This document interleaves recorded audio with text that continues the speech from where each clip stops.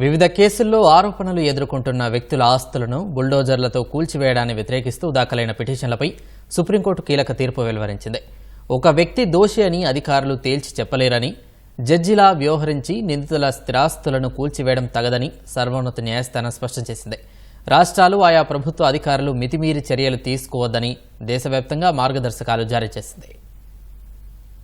బుల్డోజర్ల కూల్చివేతలను వ్యతిరేకిస్తూ దాఖలైన పిటిషన్లపై సుప్రీంకోర్టు కీలక తీర్పు వెలువరించింది. అధికారులు ఒక వ్యక్తి దోషి అని ఏకపక్షంగా తేల్చి చెప్పలేరని, జడ్జిలా వ్యవహరించి నిందితుల స్థిరాస్తులను కూల్చివేయడం తగదని స్పష్టం చేసింది. కేవలం నిందితులు లేదా దోషులుగా ఉన్నందున ప్రజల ఇళ్లను కూల్చివేస్తే అది పూర్తిగా రాజ్యాంగ విరుద్ధమని justice B R Gavai, justice K V విశ్వనాథన్తో కూడిన ధర్మాసనం పేర్కొంది. ముందస్తు షోకాస్ నోటీసు లేకుండా నోటీసు అందజేసిన నాటి నుంచి 15 రోజుల్లోగా కూల్చివేతలు చేపట్టరాదని ధర్మాసనం ఆదేశించింది. కూల్చివేత ప్రక్రియను వీడియో తీయాలని రాష్ట్రాలకు సుప్రీంకోర్టు నిర్దేశించింది. ఒక సామాన్య పౌరుడి ఇంటి నిర్మాణంలో అతడి ఎన్నో ఏళ్ల శ్రమ, కలలు కలగలిసి ఉంటాయని సుప్రీంకోర్టు పేర్కొంది. దానిలో వారి భవిష్యత్తు, భద్రత ఇమిడి ఉంటుందని, ఆ ఇంట్లో ఒక్కరే నిందితుడు అయినప్పుడు అందులో నివసించే మిగతా వ్యక్తులకు ఆశ్రయం లేకుండా ఎలా చేస్తారని ప్రశ్నించింది. రాజ్యాంగం, క్రిమినల్ చట్టం ప్రకారం నిందితులు, దోషులకు కొన్ని హక్కులు, రక్షణలు ఉన్నాయని సుప్రీంకోర్టు పేర్కొంది. ఒకవేళ అక్రమంగా నిర్మాణాలు జరిగాయని కూల్చివేతలకు కోర్టు ఆదేశాలిస్తే